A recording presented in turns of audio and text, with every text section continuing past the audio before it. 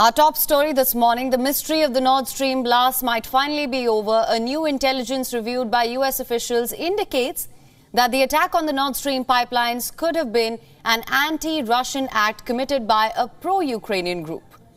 According to a report by the New York Times, the group likely comprised of pro-Ukraine nationals of both Russian and Ukrainian descent and emphasized on how the Nord Stream gas pipelines were attacked in September. The intelligence, however, reached no firm conclusions here.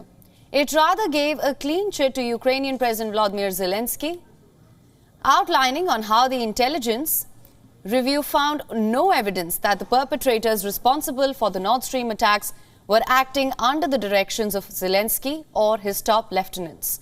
Denmark, Sweden, Germany said last month that their investigations have not been concluded yet. U.S. State Department spokesperson Ned Price on Tuesday said that the United States has full faith and confidence in investigations led by Germany, Sweden and Denmark.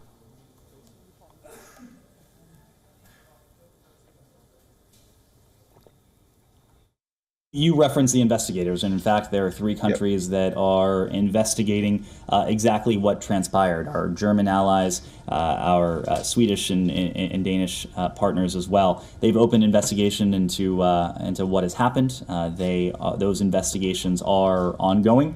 As we always do, we're going to let those investigations play out before we comment on any potential findings or conclusions.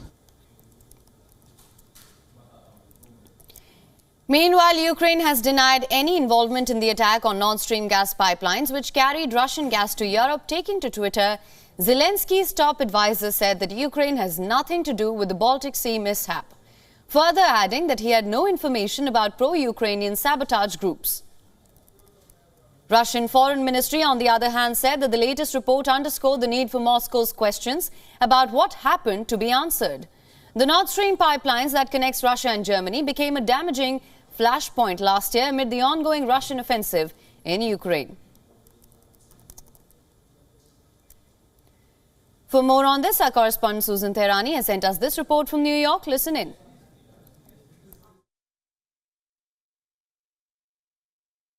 U.S. officials told the New York Times that there was much they didn't know about the perpetrators of the attack against the Nord Stream pipelines and their affiliation, and they did not disclose the strength of their intelligence and whether or not there will be any concrete conclusions to their findings. However, shortly after the news was released, the deputy permanent representative to Russia at the United Nations sent out this tweet.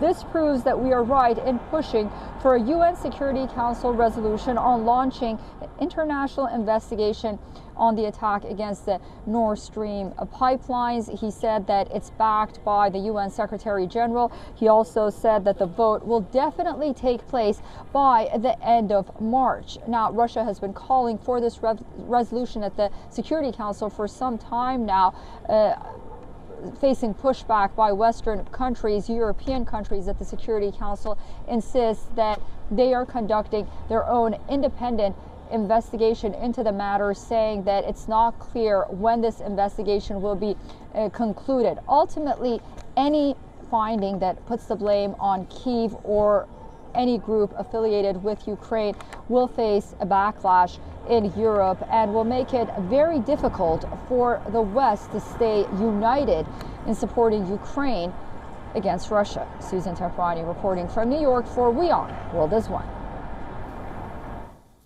Also, for more on this, we're joined by Mark Merowitz, who is a political commentator and also professor at State University of New York Maritime College. Thank you so much for joining us on this broadcast. Hello. Now, my first question to you, what do you make of the New York Times report that suggests that a pro-Ukraine group was behind Nord Stream blasts?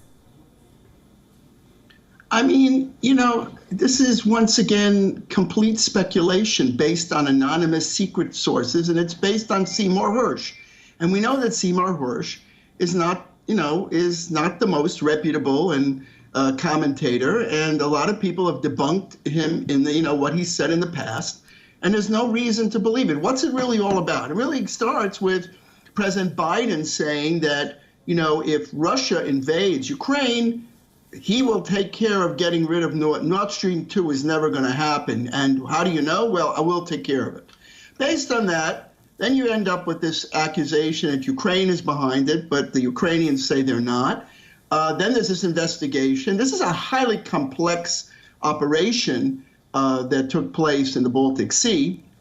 So clearly, the purpose of this whole thing, they are arguing U.S. did it. That's ridiculous. Russia did it. Who knows? Ukrainians did it. Speculation.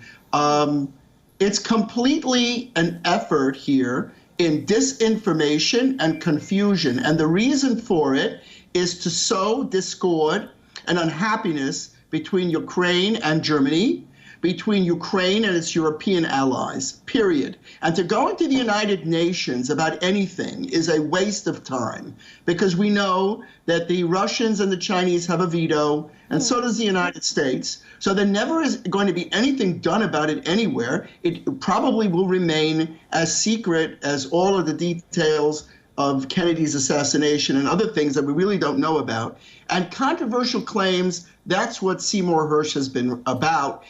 Claiming all sorts of things about Turkey, United States, and all sorts of things. His history is replete and peppered with complete bogus nonsense. I'm sorry. I mean, again, I didn't mean it in a bad way, but you know, it's just not possible to make a claim like that based on anonymous sources and then create havoc in the world.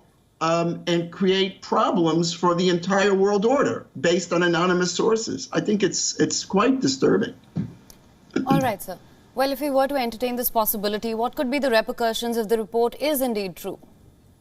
Right. Well, if it's true, which we don't know and we may never know, it would be quite catastrophic for Ukraine's relationship if Ukraine was behind it, which is really hard to believe that they could carry off such an extensive operation. It would be quite catastrophic for Ukraine's relations with Germany and Europe. But the fact of the matter is that, you know, Ukraine has stepped over the line to some extent, and it has launched some attacks into Russian territory. It was accused also, again, in the assassination of this Dugina also. So all sorts of very, very strange and problematic things are going on, and we don't know the reasons for them and who's behind them. And all this does is have us talking about it without anybody, actually going to verify what the answer is and what it's all about. I doubt that we ever will know, but anyway. All right. So all it is disinformation at this point and confusion. All right. Now, coming back to a point that you'd made earlier, blowing off an underwater pipeline, now that requires military expertise.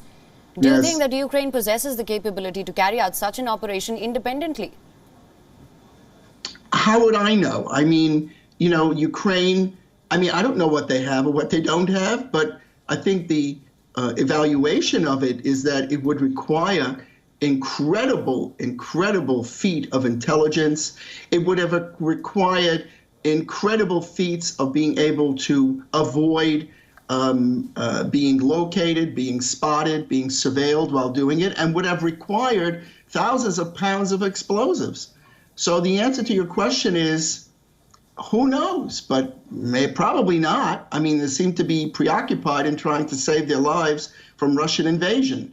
So, and what would be the motivation of doing such a thing? It would be, I mean, if you think about it, it's madness. I mean, why do that? Why do that in the midst of a war that they're fighting, where they have the support of the Europeans, the support of Australia, support of the United States, the support of worldwide countries all over the place? And why would they go and do that?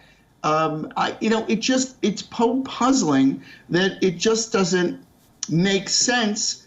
And just because Seymour Hersh says so doesn't make it so. That's what I want to say. Professor Mark Marowitz, thank you so much for joining us on this broadcast with your insights on this. Thank you. Have a nice day. Thank you. Bye-bye. WION is now available in your country. Download the app now. Get all the news on the move.